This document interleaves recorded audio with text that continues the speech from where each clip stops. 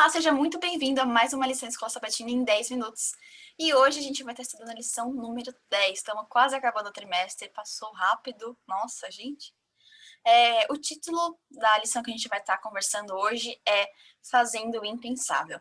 Bom, para a gente começar, de fato, eu gostaria de perguntar aqui para essa galera super linda, de acordo com Isaías, né, 52, 13 e até o 53, 12, fica a dica aí para você ler na sua casa, o que Jesus fez por nós e o que essas ações significam. Bom, Jesus fez a boa ação de morrer por nós pecadores, né? Ele teve sofrimentos, rejeições, mas ao se fazer homem e vir à terra, mesmo não sendo pecador, ele se fez pecador e morreu em nosso lugar. Então, eu acho que essa é a maior boa ação, né? Ele morrer por nós sem precisar. Sim, e se vocês me permitirem, eu vou até ler uma partezinha do 53, versículo 5, que fala assim: Mas ele foi ferido por nossas transgressões e moído por causa das nossas iniquidades. O castigo que nos traz a paz estava sobre ele, e pelas suas pesaduras fomos sarados. E, tipo, quando eu tava lendo isso, eu fiquei muito. Me veio realmente essa paz que tava falando, sabe?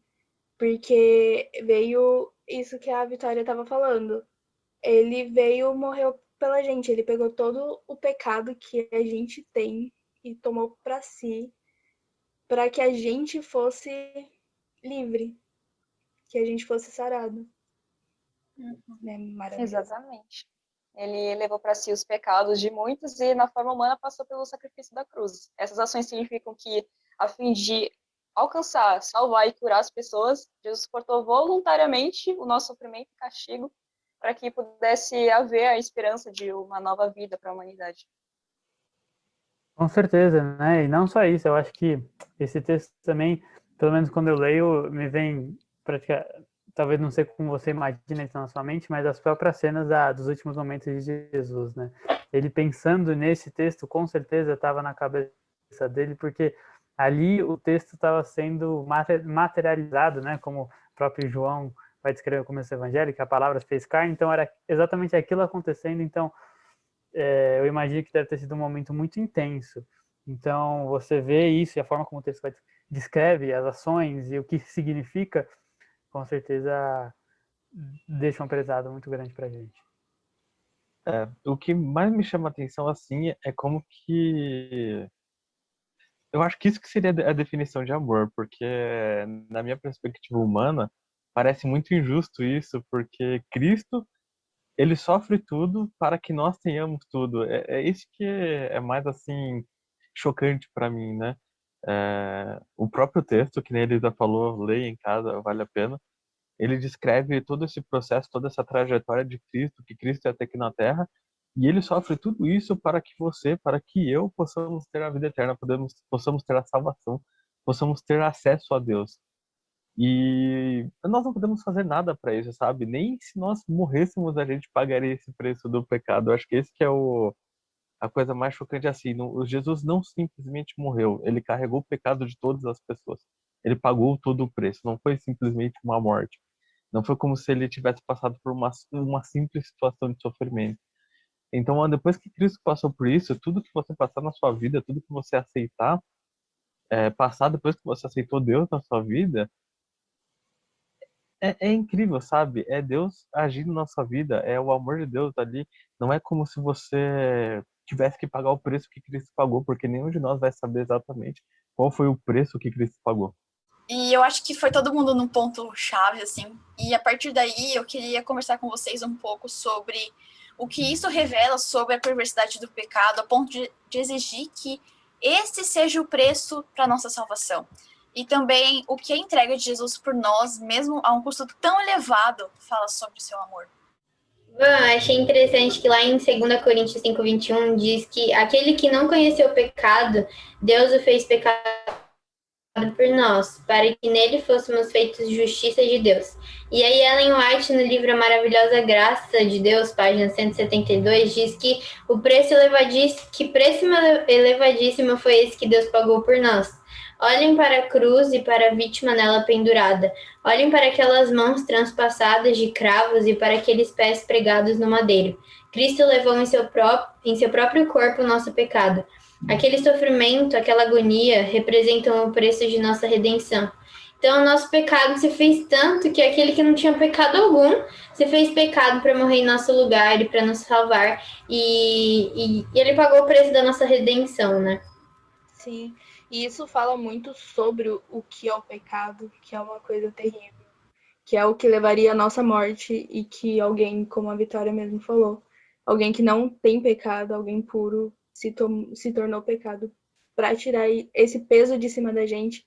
Isso é um amor, tipo, que não é calculável, porque alguém morrer por ti é uma coisa incrível.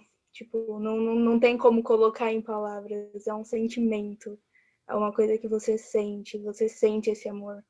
O preço do pecado é a morte e Jesus pagou esse preço na cruz. E isso já mostra o quão infinito e profundo é o seu amor, porque a história do mundo não acaba com a queda do homem, sim com a vitória em Cristo Jesus. E é o maior resgate já feito e o ato mais puro já visto, com certeza. E muito além do que a morte simplesmente física, né? Dessa famosa carne que a gente pode dizer, a morte de cruz de Jesus, ela representa algo muito mais profundo e muito mais denso, como vocês descreveram aqui. Então, quando a gente pega isso e a dimensão e a profundeza mesmo do pecado e o tanto que ele, de alguma forma, corrompe a história da humanidade, corrompe a vida e a gente não consegue nem dimensionar o tanto que o pecado ele afeta nossas vidas, né? E afetou a vida da humanidade como um todo. Então, entendendo isso, que é a pior coisa, e Jesus sendo esse sacrifício e representando a vitória sobre esse pecado, é como o ápice de toda a nossa experiência religiosa. Eu acho interessante porque o sacrifício de Cristo é um momento que ele revela, ele traz, tipo, ele é como se ele jogasse uma luz em tudo que está acontecendo no mundo. Porque, assim, desde o princípio, no Jardim do Éden, pode parecer que não tem nada a ver, mas vou trazer esse assunto, Satanás, ele fala pra Eva que Deus é mau, que Deus, ele tá mentindo, que Deus não tá contando tudo pra eles, não tá falando a verdade. Mas quando Cristo morre na cruz, tudo fica claro. Você olha para o sacrifício de Cristo, você olha pelo que ele fez e você não tem como não dizer que Cristo é amor, que Deus é amor, que ele estava certo. E você também não tem como dizer que o pecado é ruim. Naquele momento, tudo, digamos assim, toda a visão do mundo, do que está acontecendo, ficou claro ali, não tem mais discussão. Ficou explícito que Cristo foi vítima, né? Ali, que Cristo foi perseguido, que Cristo sofreu, que Cristo pagou o preço pelo pecado. Então ficou claro quem é Deus e claro o que é o pecado. Então, assim, hoje nós só temos que tomar essa decisão, né? Esse é o nosso papel, porque Cristo já mostrou para nós o quem Ele é e quais os prejuízos, né? O como o pecado é ruim. Exatamente. E o nosso desejo, assim, o nosso maior desejo é que você possa também se relacionar com esse Deus. Esse é o desejo dele. Então, é isso foi um pouquinho da lição em 10 minutos. A gente não podia deixar de agradecer a presença da nossa ilustríssima amiga que tá lá na Alemanha, que tá 1h da manhã lá para gravar a lição com a gente, a Carol. Valeu, Carol. E é isso, gente. Não esquece de deixar o seu like aqui embaixo, comentar e enviar para algum amigo que você acha que vai gostar de ouvir essa mensagem. É isso, até a próxima.